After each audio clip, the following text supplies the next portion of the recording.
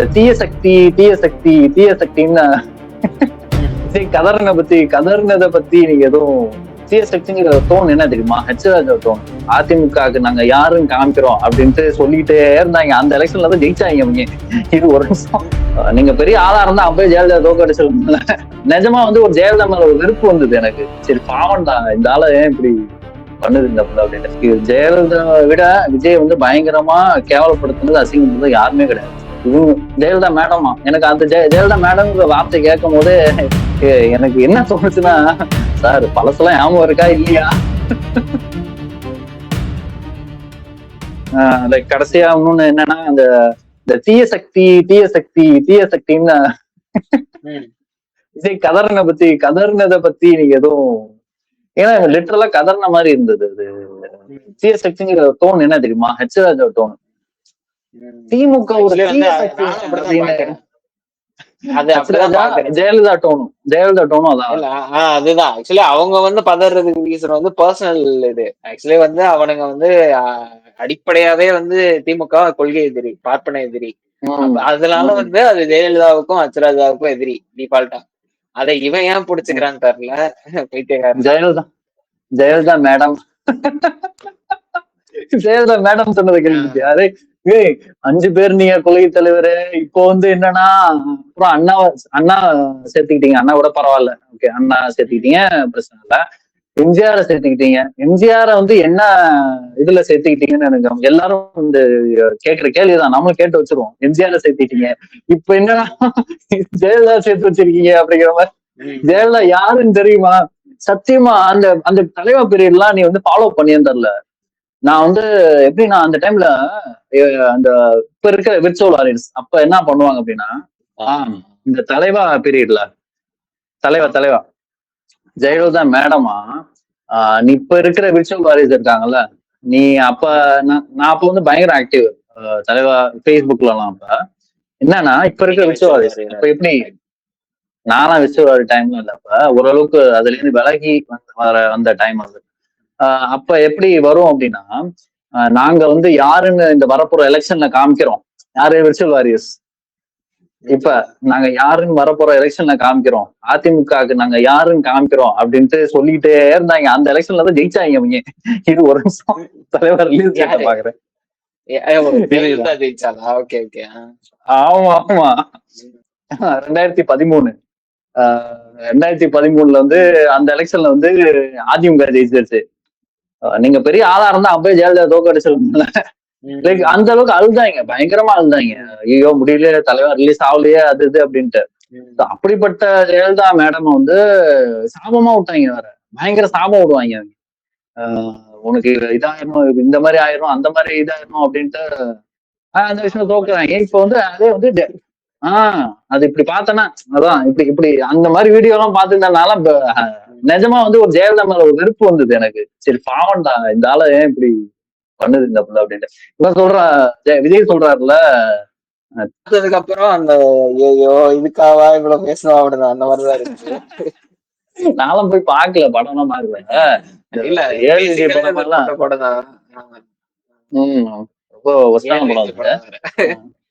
ஆமா அப்ப இன்னும் கிடையாது. ஏஎல் விஜய் படம் தான் இவ்வளவு இப்படிதான் இருக்கும் அப்படின்னு சொல்லிட்டு ஈஸியா வந்து கடந்து போக முடியல. ஐ மீன் அப்ப தெரியல இப்படிதான் இருக்கும்னு சொல்லிட்டு ஜட்ஜ் பண்ணிருக்கலாம் முன்னாடியே. சுமாரான படம் அது. எனக்கு அவ்வளவு நம்பிக்கை இல்லை அந்த படத்துல பெருசா. ட்ரைலர் ஏஎல் விஜய்னு பார்த்தோன்னே அந்த டைம்ல எனக்கு ஏஎல் விஜய் மேல எல்லாம் அவ்வளவு பெரிய நம்பிக்கை தான் இல்லை. ஸோ அதனால இது ஒரு சுமாரான படமா தான் இருக்கும்னு தெரியும். பட் இருந்தாலும் ஓகே பரவாயில்ல, விஜய் படம் அப்படின்னு ஒரு இது இருந்தது. அதான் இந்த டைம் டு லீட்னு ஒண்ணு போட்டதால போட்டு செஞ்சிருச்சு. ஜெயலலிதா வந்து செஞ்சாச்சு. விஜய் எப்படிலாம் செய்யணுமோ எப்படிலாம் செஞ்சது. ஆக்சுவலா பயங்கர ஜெயலலிதா விட விஜய் வந்து பயங்கரமா கேவலப்படுத்துனது அசிங்கப்படுறது யாருமே கிடையாது. அந்த டைம்ல வந்து கொரோனால போயிருந்தது. ஏன்னா அந்த நியூஸ் எல்லாம் நம்ம பாக்குறோம், பேஸ்புக்ல இது பண்றோம், அந்த பயங்கரமா ஃபாலோ பண்ணுவோம்ல. விஜய்ங்கிற ஒரு விஜய் மேல ஒரு இது இருக்கு, சாப்டான இருக்கு. விஜய் அஜித்தா அப்படின்னு கேட்டா நம்ம விஜய் அப்படின்னு சொல்ற ஒரு ஆளு. அப்படிங்கிற பட்சத்துல வந்து ஒரு சாப்டான இருந்தப்ப இருந்துட்டு நமக்கு அவ்வளவு இதா இப்படி போட்டு பாடாப்படுது, இந்த ஆளை இப்படி போட்டு அசிங்கப்படுத்துது அப்படின்னு தோணுனது உண்டு. அந்த ஒரு அப்படி ஒரு ஆளை வந்து ஜெயலலிதா மேடம் இவங்க ஜெயலலிதா மேடமா, எனக்கு அந்த ஜெயலலிதா மேடம்ங்கிற வார்த்தை கேட்கும் போதே எனக்கு என்ன தோணுச்சுன்னா, சார் பழசெல்லாம் ஞாபகம் இருக்கா இல்லையா? லிட்டரலா எனக்கு அப்படியே தோணுச்சு. ஆக்சுவலா ஒண்ணு என்னென்னலாம் பண்ணுச்சு ஜெயலலிதா மேடம் ஒரு வாக்கு அரசியலுக்காக, ஒரு நீ ஒரு அரசியலுக்காக, வாக்கு அரசியலுக்காக வந்து வெக்கமான சூடு சொன்னா எல்லாத்தையும் விட்டுட்டு பண்ற மாதிரி ஒரு ஒரு பயங்கரமா நமக்கு தோணுச்சு. சுயமரியாதை சுயமரியாதையே அதான் ஒரு வாக்கு அரசியலுக்காக ஒரு சுயமரியாதையே இழந்து எனக்கு தெரிஞ்சு எனக்கு இந்த அரசியல் பண்ணணும், ஆட்சியை பிடிக்கிற ஆசையே வந்து இதுலதான் வந்திருக்கும். இந்த படத்துக்கு இவங்க குடிச்ச குடைச்சல்லதான் வந்திருக்கும். நீ ஆட்சியில இருக்கிறதுனால தானே ஓரா அது ஆடியோ லான்ச் ஃபங்க்ஷன்லயுமே பாருங்க, பிகிலு இதுல எல்லாம் பாத்தீங்கன்னா ஒவ்வொரு படத்துலயும் ஒவ்வொரு ஆக்டர் வந்து அவர் வந்து வரணும்னு சொல்லுவானுங்க. இவன் சொல்லி வச்சு கூட்டு வந்திருப்பான்னு எல்லாம் அவர் வரப்போறாருன்ற மாதிரி. அப்புறம் இவன் வருவது மட்டும் எனக்கு சம்மந்தம் இல்லையே அப்படின்ற மாதிரி நிற்பான். அது அவங்களோட ஆசை அப்படிங்கிற மாதிரி வந்து இமேஜை கன்ஸ்ட்ரக்ட் பண்ணி வச்சுட்டு இல்ல, இவனுக்கு பயங்கர ஆசோலேஷன் இருந்துச்சுன்னு நினைக்கிறேன். வரலாம், ஒரு டைம்ல வரலாம், ஒரு டைம்ல வர வேணாம், சரி ஒரு டைம்ல வரலாம், இந்த மாதிரி ஒரு ஆசோலேஷன்லயே இருந்துட்டு விஜய் இருந்துருக்கலாம் அப்படிங்கிறது. அதான் அது என்னன்னா ஆக்சுவலி வந்து இந்த ஆசோலேஷன் பண்ணிட்டுதான் அவங்க அப்பா வந்து அவன் கையிலேயே ஒரு கட்சியை ஆரம்பிச்சிருப்பாப்ல. கட்சி ஆரம்பிச்சு எனக்கும் அந்த கட்சிக்கும் சம்மந்தம் இல்லை அப்படின்னு அவங்க அப்பா மேலேயே ஒரு கேஸ் கொடுத்து விட்டான். ஆமா, இது வந்து நடந்தது. ஆக்சுவலா ஒரு கட்சி இருந்தது, சஞ்சய் ஒரு கட்சி வச்சிருந்தாரு. அதுக்கப்புறம் எனக்கு அதுக்கும் சம்மந்தம் இல்ல அப்படிங்கிற ஒரு இது, ஏன் ரசிகர் மன்றத்தை நீங்க யூஸ் பண்ணக்கூடாது கட்சிக்காக அப்படின்னு ஒரு இதெல்லாம் போச்சு. ஆக்சுவலா அது ஒரு நடந்தது. பட் நான் இப்ப வந்து என்ன சொல்ல வந்தேன் அப்படின்னா, அது கலைஞர் இறந்ததுக்கு அப்புறம் ஒரு ஆப்பர்ச்சுனிட்டியை பார்த்திருக்காரு விஜய் அப்படின்னு தான் எனக்கு தோணுது. ஓகேவா, கலைஞரை ஜெயலலிதா இறந்துட்டாங்க, இப்ப கலைஞர் இறந்துட்டாரு. அதுக்கப்புறம் இப்ப இருக்கிறது ஸ்டாலின் அவர்கள். ஓகேவா, ஸ்டாலின் வந்து அதுக்கப்புறம் உதயநிதியை எஸ்பெஷலி உதயநிதியை பிளேஸ் பண்ண ஆரம்பிச்சாங்க தெரியுமா? அங்கதான் maybe like we might have got an idea.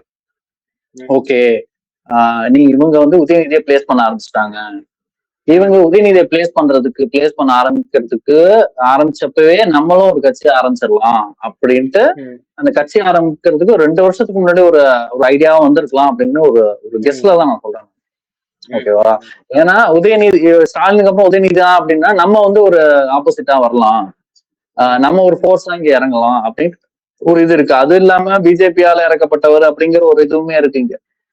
BJP Amit Shah இது பண்ணிருக்காங்க, அங்க இருக்கு பிஜேபியால இது கொண்டு வரப்பட்டவர் அப்படின்னு ஒரு இதுவுமே இருக்கு. இவன் இன்னொரு இது என்ன அப்படின்னா, அதிமுக முழுமையா அழிச்சிட்டு அங்க அந்த பிளேஸ்ல வந்து இவங்க போய் உட்காரணும் அப்படிங்கிறதுதான் இவங்களோட பெரிய இதாவே இருக்கு. இவங்க இப்ப வந்து திமுகவுக்கும் டிவிக்கும் போட்டி கிடையாது. வந்து 2வது பிளேஸ்ல யாரு போறாங்கிறதான் இப்ப போட்டி போட்டுட்டு இருக்காங்க. பண்ணிட்டு ஏடிஎம்கே வேனிஷ் பண்ணிட்டு அங்க ஒரு இப்ப தலைமை இல்ல அப்படின்னு ஒரு தலைமைக்கான போட்டி நிறைய பயங்கரமா இருக்கு. நல்லா பிரிஞ்சிருக்காங்கன்னு நல்லா தெரிஞ்சு வச்சுக்கிட்டு, புரியுது அவங்களுக்கு. இவங்களுக்கு கிளியரா வந்து அந்த பிக்சர் இஸ் கிளியர். ஆக்சுவலா எனக்கு தெரிஞ்சு என்னன்னா, இவங்க வந்து வாண்ட் டு வேனிஷ். பார்ப்போம், இதுக்கப்புறம் வந்து மீண்டும் கனெக்ட் பண்ணுவோம். பல இது விஜய் பத்தி நிறைய பேசுவோம். விஜய் விஜய் விஜய்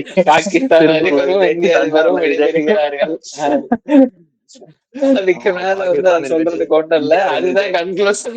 நன்றி, வணக்கம்.